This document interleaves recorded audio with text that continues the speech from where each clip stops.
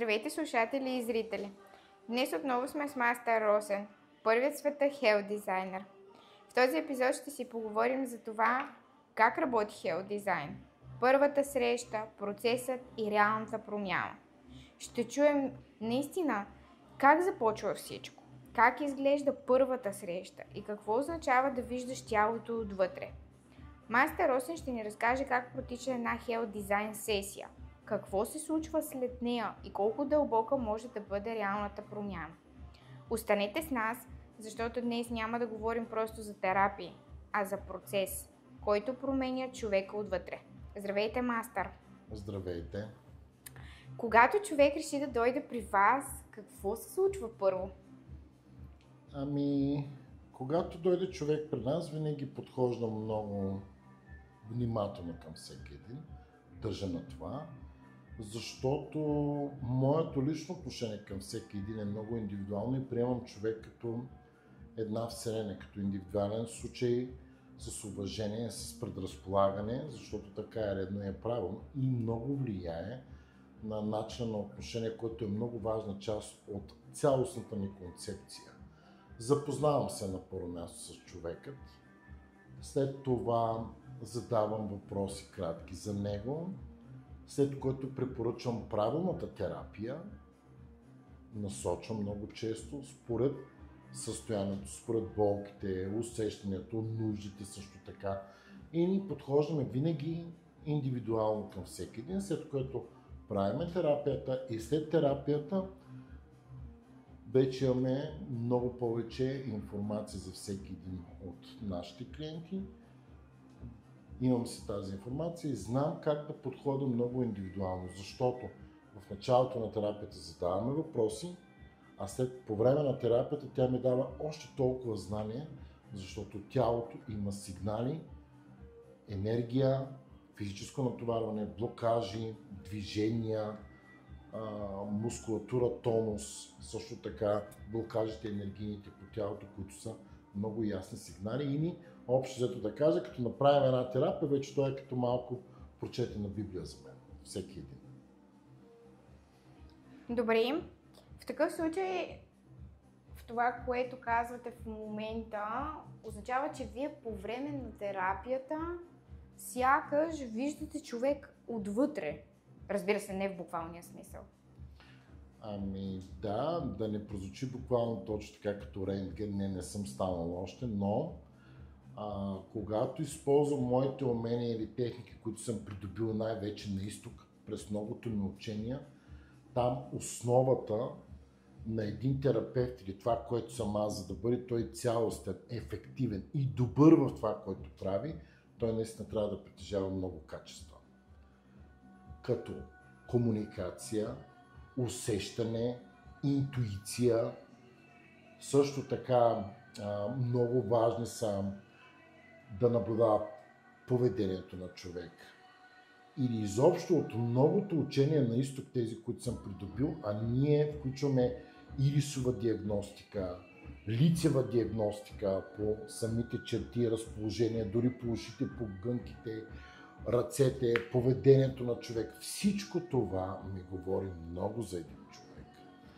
А по време на самата терапия, неговото тяло има състоянието на тялото също ми казва много. Така че блокажите по тялото, гъвкавината, тонуса на мускулите, движенията, дори самите пръсти каква посока имат, колко са изкривени. Изкривяването, най-важната част, правим диагностика, за да може да видим гръбначния стълб или основните изкривявания, които са причина за всички заболявания и настроения в човек.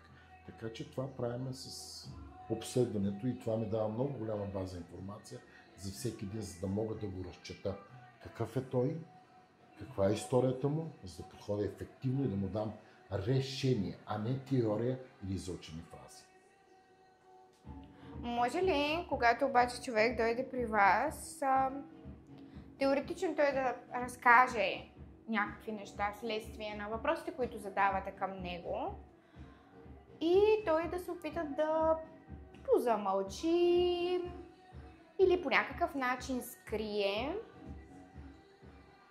А пък вие в същото време през тялото да разберете наистина цялата истина. Често ми се случва, между другото. Да. Това не е абсолютно много често ми се случва, поради много причини. Хората като дойдат, задавам въпроси и ги предразполагам така, че те да могат да бъдат себе си. Това е изключително много важно. Защото когато човек отиде пред терапевт и иска да получи помощ, той трябва на първо място да бъде себе си, да каже истината, да не се притеснява въпреки въпросите. Сега, по някой път моите въпроси са много директни и ексцентрични, дори би ги нарекал, и са въпроси, които те може би не очакват. Но тези въпроси, които аз задавам, са именно не за да пиша диагнози, не за да ги осъждам, не за да пиша наказателни постановления или да ги притеснявам, а те са буквално за да мога едновременно с процедурата и цялостния ни подход да им помогна да се изправят и реално да разберат къде са те към момента.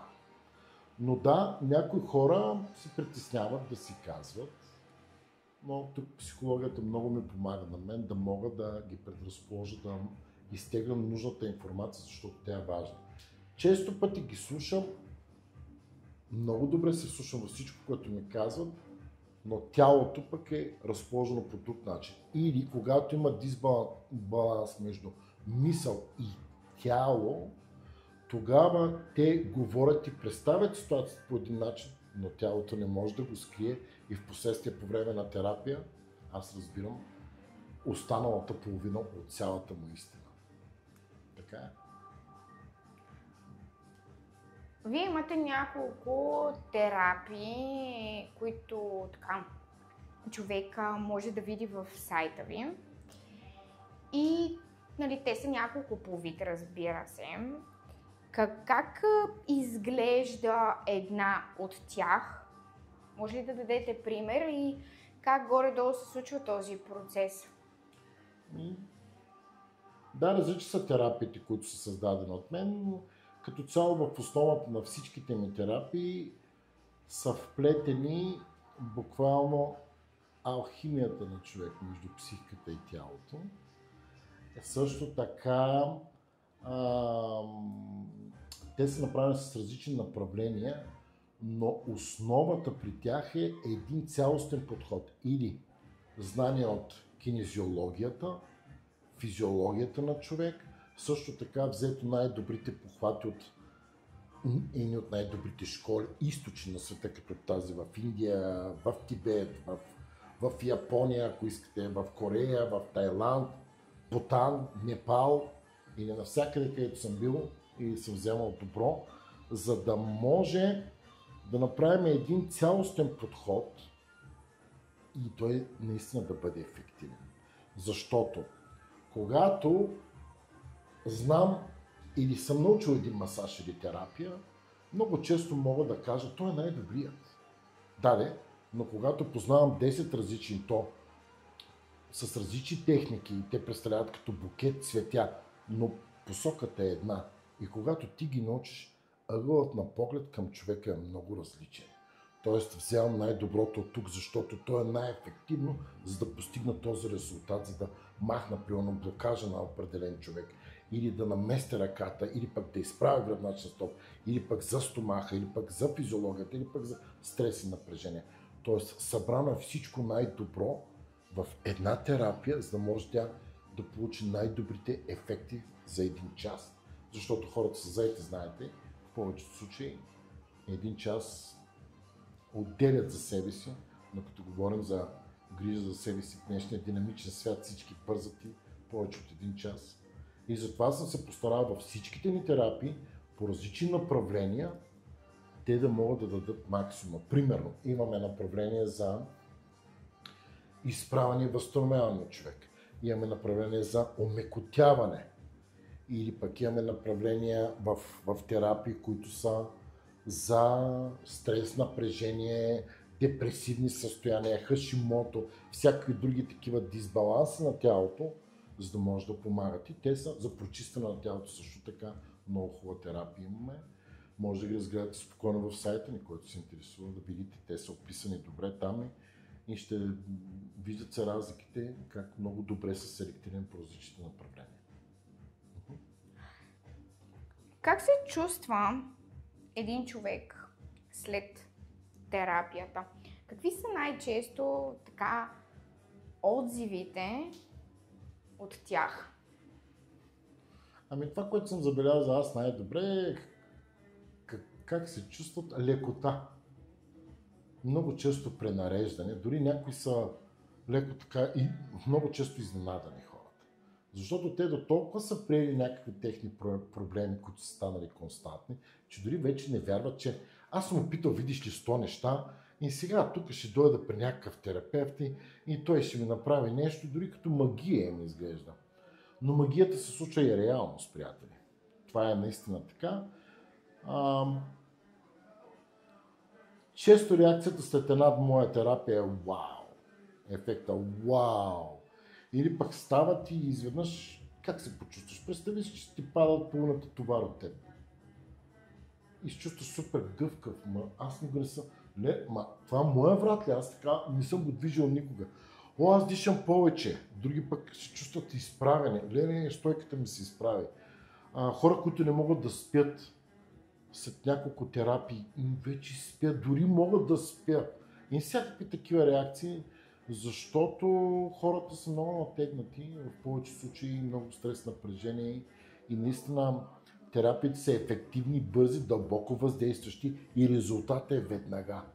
Не да чакаш или някакви там, тук да прочита някъде. Не. Веднага са ефектите си тези терапии, защото тук е сериозният изток. Помага много и наистина. Аз се радвам, защото преживявам всеки един, виждам лицето на всеки един, когато дойде преди терапия и след терапия как тръгва. Буквално променено. Дори самите хора много често ми казват, когато се пребрат след такава терапия, жена ми казва, ти буквално изглеждаш като нов. Или пък мъжът ми пита, ти къде ходиш, какво се случва с теб? И изведнъж, вау, усещам промяна, усмивка, бодрост, пауър, енергия. Хубави неща са. Наистина терапиите въздействат много пълноконтактно и въздействащо силно на всеки. Аз се радвам.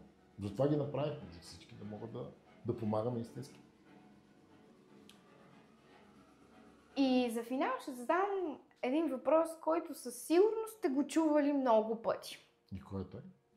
Този въпрос е сега след тази терапия колко време ще трае този ефект? И сега тук нататък какво трябва да правя? Колко често трябва да идвам при вас? Защото наистина ефектът е вау. Добре, аз ще бъда много честен и директен, така усмихнах се, защото така е, засягате много интересен момент. Въпросът е много често задавам, много типичен наистина, след всяка една терапия. Много е различно при хората. Някои идват и очакват, че аз съм магиосника. Други имат очакване от мен, че аз съм Исус.